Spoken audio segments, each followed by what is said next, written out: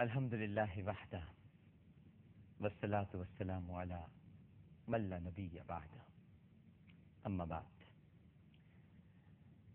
کیو ٹیلی vision دیکھنے والے تمام ہی ناظرین کو دنیا بھر میں جہاں جہاں اس وقت یہ نشریات دیکھی جا رہی ہیں، بہت ہی ادب، خلوص اور احترام کے ساتھ عامر لیاقت حسین کا السلام علیکم۔ پروگرام ہے آئیے اپنی اصلاح کریں، اور ہم سب کو اپنی اصلاح کی ضرورت ہے، مجھے بھی، آپ کو بھی۔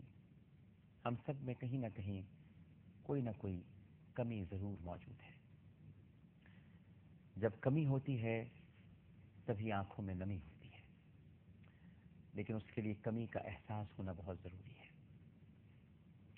ورنہ پھر صرف زندگی میں کجی ہوتی ہے، کمی نہیں ہوتی۔ اور کجروی اختیار کرنے والے اللہ کو پسند نہیں ہے۔ ایک بڑا خوبصورت واقعہ ہے ناظرین کرام، ایک بہت بڑے بزرگ ہیں حضرت مالک بن دینار رحمہ اللہ تعالی۔ وہ ایک دن بازار میں جا رہے تھے کہ آپ نے ایک باندی دیکھی، بڑی خوبصورت، پرکشش، آگے آگے اس کے خادم چل رہے تھے، بڑی حسین باندی تھی۔ حضرت مالک بن دینار رحمت اللہ علیہ نے باندی کو دیکھ کر کہا، بیٹی، اس نے کہا کہ کیا بات ہے؟ مڑی کہا، بیٹی میں تجھے خریدنا چاہتا ہوں۔ باندی نے جب مالک بن دینار کی یہ بات سنی، یہ جو پہلا زمانہ ہوتا تھا نا ناظرین، اس وقت خیر پہلا کیا، یہاں تو آج بھی عورت بیچی اور خریدی جاتی ہے، لیکن اس زمانے میں غلام خریدے اور بیچے جاتے تھے، باندیوں کی بڑی خرید و فروخت ہوتی تھی، لاکھوں درہم کی باندیاں لوگ خریدا کرتے تھے۔ آج بھی عورتوں کی تجارت ہوتی ہے۔ عورت نے جنم دیا مردوں کو، مردوں نے اسے بازار دیا، جب جی چاہا مسئلہ کچلا، جب جی چاہا دھتکار دیا، تلتی ہے کہیں دیناروں میں، بکتی ہے کہیں بازاروں میں، ننگی نچوائی جاتی ہے عیاشوں کے درباروں میں، یہ وہ بے عزت چیز ہے جو بٹ جاتی ہے عزت داروں میں۔ عورت نے جنم دیا مردوں کو، مردوں نے اسے بازار دیا۔ تو اس وقت باندیوں کی خرید و فروخت ہوا کرتی تھی۔ جو رئیس زادے اور عیاش ہوتے تھے ناظرین، وہ لاکھوں درہم میں باندیاں خرید لیتے تھے۔ لہذا حضرت مالک بن دینار نے اس کو ٹیسٹ کرنے کے لیے یہ کہا کہ میں تجھے خریدنا چاہتا ہوں۔ وہ ہنسنے لگی، کہنے لگی کہ تو تو فقیر ہے، تو مجھے کیا خریدے گا؟ لیکن حضرت مالک بن دینار اڑے رہے اس بات پر، کہا میں تو تجھے خریدنا چاہتا ہوں۔ اس نے اپنے خادموں سے کہا، اس کو پکڑ لو، اس کو پکڑ کر اپنے آقا کے پاس لے کر چلتے ہیں، چلو تھوڑی تفریح رہے گی، بہت دنوں سے کوئی میراثی اور بھانڈ نہیں ملا، تو کچھ لطیفہ ہی ہو جائے گا، کیسی بات کہہ رہا ہے۔ بہرحال خادموں نے پکڑا اور تماشا کرنے کے لیے دربار میں لے آئے۔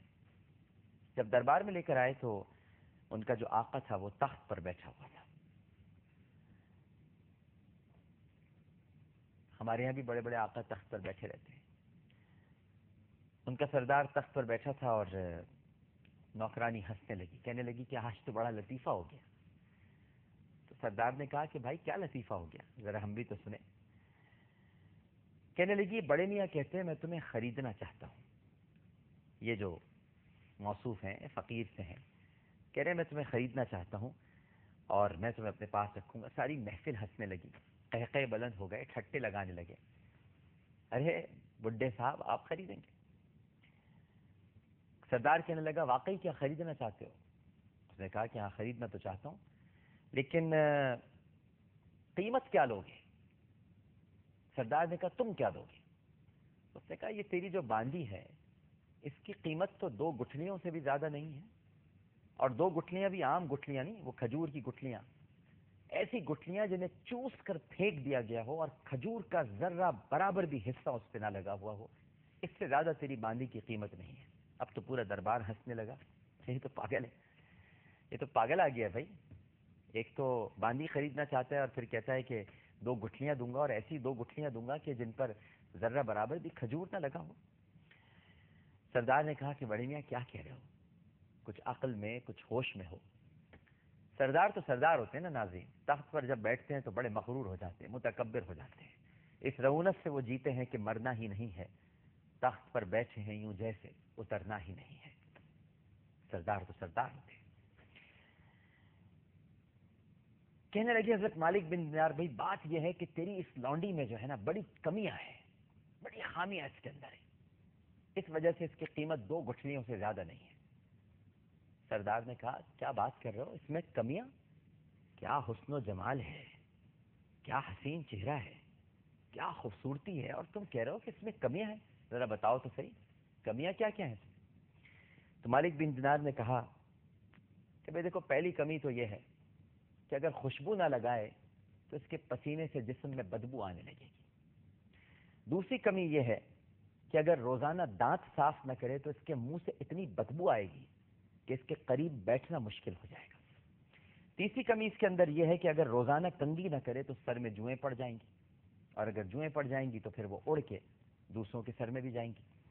چوتھی کمی یہ ہے کہ کچھ برس اور گزر گئے نا تو یہ بوڑھی ہو جائے گی۔